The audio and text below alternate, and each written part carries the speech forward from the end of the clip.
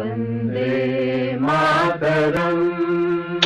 दोस्तों, आप क्या जानते हैं कि हजारों साल तक पूरी दुनिया के लिए विश्व गुरु के स्थान में रहा भारत को ऐसा क्या हो गया कि शतकों तक उसे अंग्रेजों का गुलाम होना पड़ा? क्या आप ये जानते हैं कि आजादी से पहले भारत के क्षौरिक प्लास्टिक सर्जरी किया करते थे? रियल में हीरो के रोल निभाने वाले हमारे सैनिक से ज्यादा रोल के रील में एक्टिंग करने वाले हीरो हीरोइन के फॉलोअर्स ज्यादा क्यों है? हम सब जोर से कहते हैं जय जवान, जय किसान, जय प्रधान।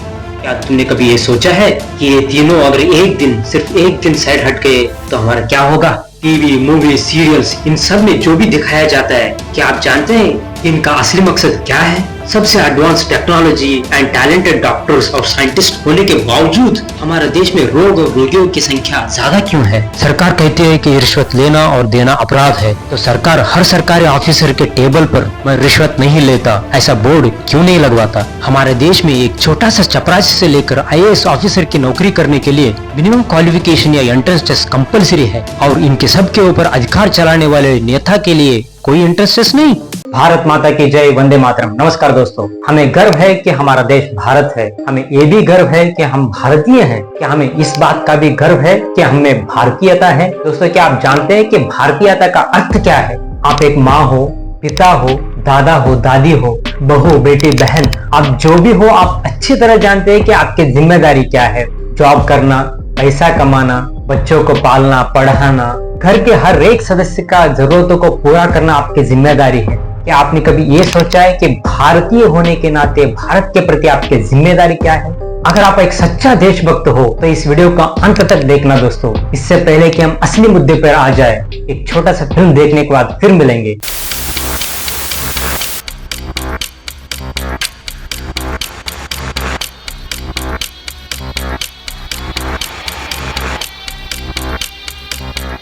आप क्या जानते हैं कि हजारों साल तक पूरी दुनिया के लिए विश्व गुरु के स्थान में रहा भारत को ऐसा क्या हो गया कि शतकों तक उसे अंग्रेजों का गुलाम होना पड़ा? भारत अंग्रेजों से आजाद होने के बाद हमारे कई समस्याओं का समाधान हो जाना चाहिए था, मगर आजादी के 75 साल के बाद भी हर दिन हर क्षेत्र में नई समस्या खड़े हो रहे हैं। क्यों?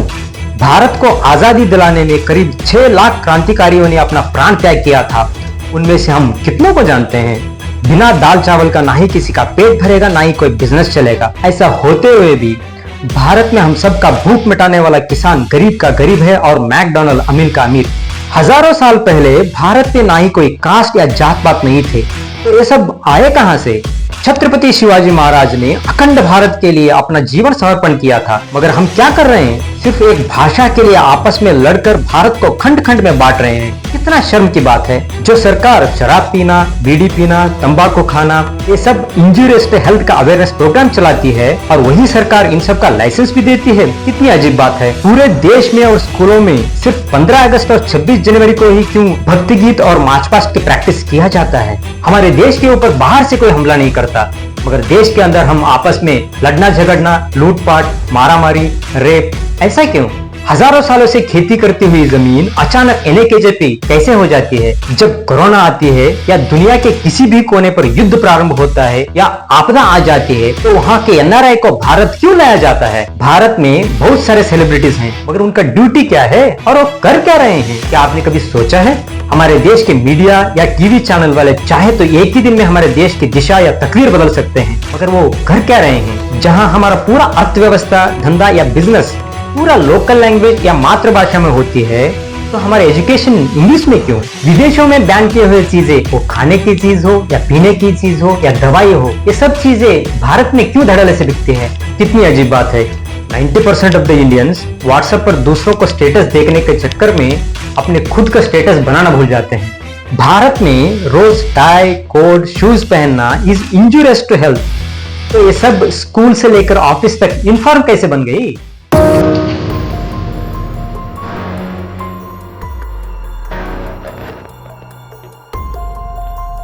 जी हाँ दोस्तों, माँ भारती पूछ रही है कि आखिर सच क्या है?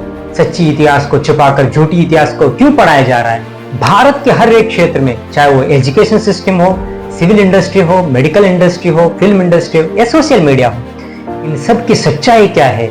इन सब के पीछे विदेशी ताकतें कैसे काम कर रही है? कहने के लिए तो हम आजाद है, पर दोस्तों आज भी हम वैचारिक गुलामी, सांस्कृतिक गुलामी, शैक्षणिक गुलामी, आर्थिक गुलामी, नशे की गुलामी, ऐसे हजारों गुलामी में जी रहे हैं। जब तक हम सच को नहीं जानेंगे, जब तक हम हमारी सोच को नहीं बदलेंगे, तब तक हम इन सब गुलामियों से आजाद नहीं होंगे। चलिए दोस्तों, हर दिन एक नई सच को जानेंगे। जागो भारत जागो इस नई अभियान के जरिए खुद जगेंगे, औरों को भी जगाएंगे। हम सब मिलकर इस अभियान को एक नई दिशा देने का प्रयास करेंगे। आपसे एक छोटी सी गुजारिश है कि इस चैनल को सब्सक्राइब करें और हर एक भारतीय को शेयर करें। अगली वीडियो में एक नई सच के साथ फिर मिलेंगे। धन्यवाद। जय हिंद, जय भारत। वंदे मातरम, वंदे मातरम। जागो भारत जागो, जागो भारत जागो।